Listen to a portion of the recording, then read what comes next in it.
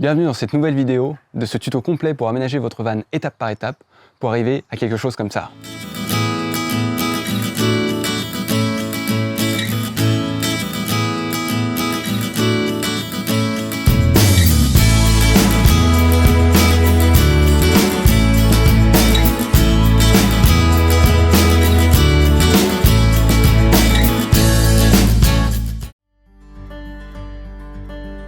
Bienvenue dans cette nouvelle étape de ce tuto complet pour aménager son van, avec maintenant la première étape réellement concrète, la pose des fenêtres et des lanterneaux.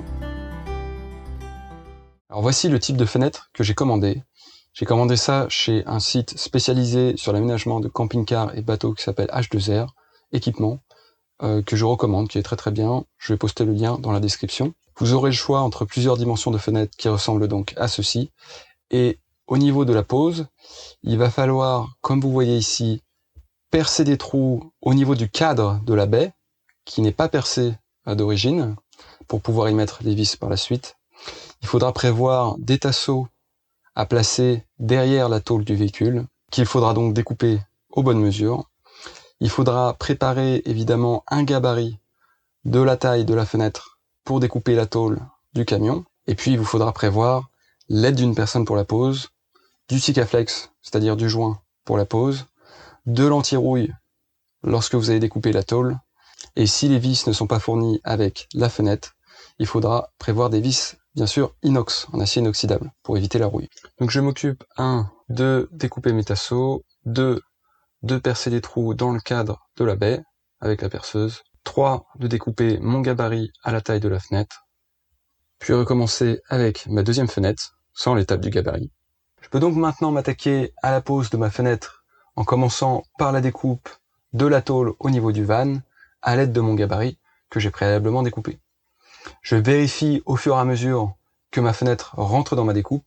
Évidemment, il vaut mieux faire une découpe trop petite que beaucoup trop grande et ajuster au fur et à mesure de manière précise la découpe pour que la fenêtre rentre pile poil. Une fois que la fenêtre rentre pile poil, que c'est ok, je peux percer la tôle au niveau des trous que j'ai percés dans le contour de la fenêtre, pour que par la suite les vis puissent traverser et venir chercher dans le tasseau qui sera derrière. Une fois que ça c'est ok, je peux appliquer l'anti-rouille sur tout le contour de ma découpe, ainsi que au niveau des trous que j'ai percés dans la tôle. J'attends un peu que l'anti-rouille sèche, en attendant je pose ma fenêtre au sol, j'applique le Sikaflex sur tout le contour de ma fenêtre, et une fois que l'anti-rouille est sèche, j'applique ma fenêtre dans ma découpe, puis je viens poser derrière les tasseaux qui devraient pouvoir tenir à peu près seuls avec le Sikaflex, mais c'est là où vous aurez sinon besoin de l'aide d'une personne pour les maintenir au moment où vous allez enfoncer les vis, surtout la première, pour que la vis vienne chercher dans le tasseau et serre la fenêtre contre la tôle. Une fois que la fenêtre est bien fixée, vous pouvez ensuite étaler le surplus de Sikaflex sur tout le contour, aussi bien à l'extérieur qu'à l'intérieur au niveau des tasseaux. Veillez bien à ne laisser aucune ouverture au niveau de la découpe avec le Sikaflex pour éviter évidemment toute forme de fuite. N'hésitez pas si besoin à combler en rajoutant du Sikaflex et n'hésitez pas à en mettre trop que pas assez, surtout au niveau intérieur, puisque après ce sera camouflé par l'isolation et l'habillage. Après avoir fait tout ça, je recommence exactement la même opération avec ma seconde fenêtre.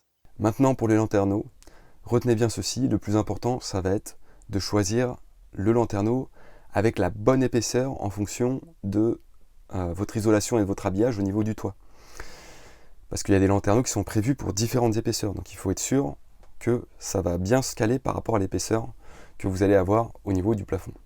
Tout le reste, ce sera expliqué dans la notice du lanterneau, selon la marque et le lanterneau, ce ne sera pas forcément le même montage, mais voilà, tout est expliqué, et tant que vous avez la bonne épaisseur, évidemment aussi les bonnes dimensions, mais elles sont très très similaires en général entre différentes marques et lanterneaux, et puis également en termes de matériel ou d'équipement, ça va être la même chose d'un lanterneau à l'autre qu'il va vous falloir, c'est-à-dire des tasseaux, du Sikaflex, des vis inox, et puis évidemment une perceuse, et puis une scie sauteuse pour découper la tôle. Important également, vous verrez que dans les lanterneaux, il y a deux grandes familles, entre guillemets. Il y a les lanterneaux à aération permanente et les lanterneaux sans aération permanente. Ce qui signifie que lorsque votre lanterneau sera complètement fermé, dans un cas vous n'aurez absolument aucune aération, dans l'autre cas vous aurez toujours un léger flux d'air qui va circuler. Je recommande l'aération permanente, pourquoi ? Parce que c'est important d'avoir une bonne circulation d'air dans le camion pour éviter des choses comme la condensation, donc de l'humidité, etc. Donc, à moins que vous ayez déjà des flux d'air assez importants dans votre camion par d'autres moyens, eh ben, je recommande vraiment plutôt de prendre un lanterneau à aération permanente. C'est pas une forte aération, mais c'est important pour la circulation d'air dans votre van.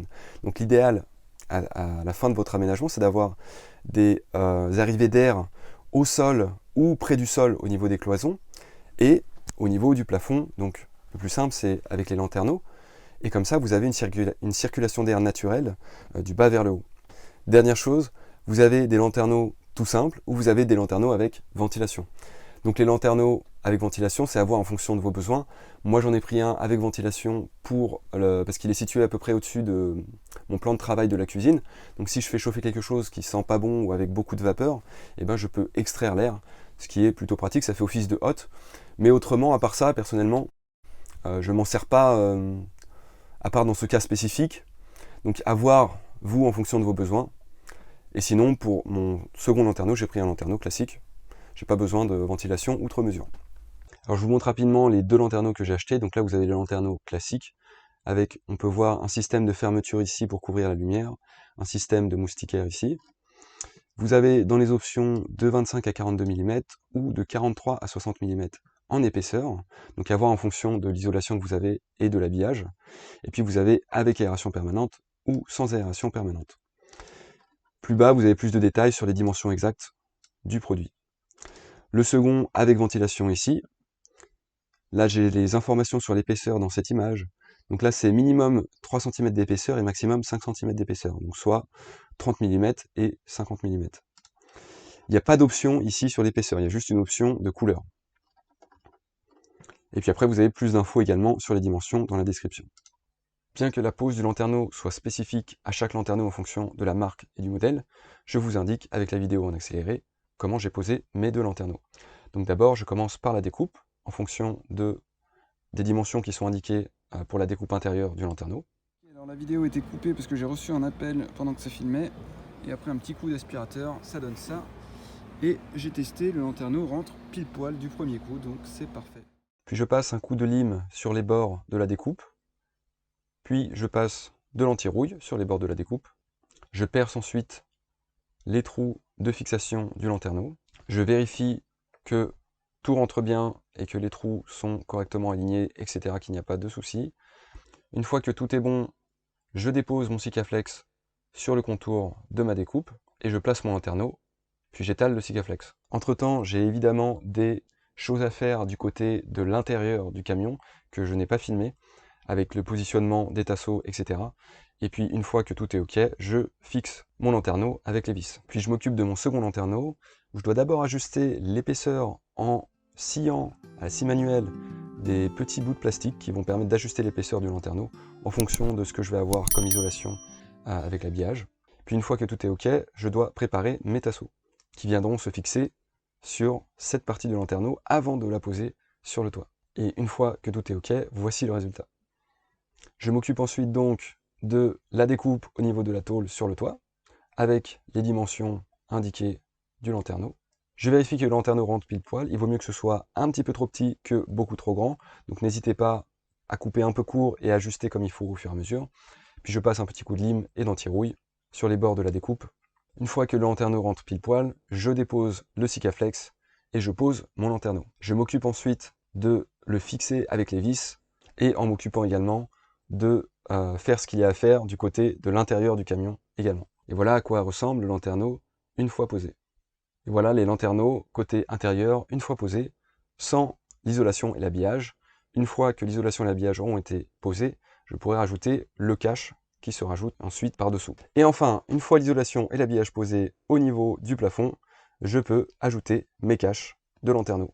Enfin, si comme moi, vous voulez pouvoir remplir votre gaz et votre eau depuis l'extérieur, il vous faudra un kit de remplissage de GPL externe de ce type, ainsi que une coupelle de remplissage pour remplir votre eau de l'extérieur. C'est maintenant qu'il faut le prévoir parce qu'il va falloir faire des découpes au niveau de la tôle de votre van. Donc avec cette coupelle de remplissage, il faudra évidemment avoir des tuyaux de la bonne dimension pour ensuite raccorder ça à votre réservoir d'eau. Et puis donc bien sûr, bien tout prévoir pour faire en sorte que votre tuyau puisse passer là où vous aurez peut-être des éléments à l'intérieur de votre van. Pour la pose, tout est indiqué dans les notices de montage fournies avec les kits. Pour le kit de GPL externe, vous avez même un gabarit pour faire des découpes vraiment précises et comme il faut. Donc vous faites vos découpes, vous posez ça comme il faut avec du joint Sikaflex autour, et comme ça vous pouvez poursuivre votre aménagement. Si cette vidéo vous a plu, mettez un petit pouce bleu, partagez-la à ceux que vous pensez que ça peut aider, et surtout abonnez-vous pour connaître la suite des vidéos, des étapes pour aménager son van.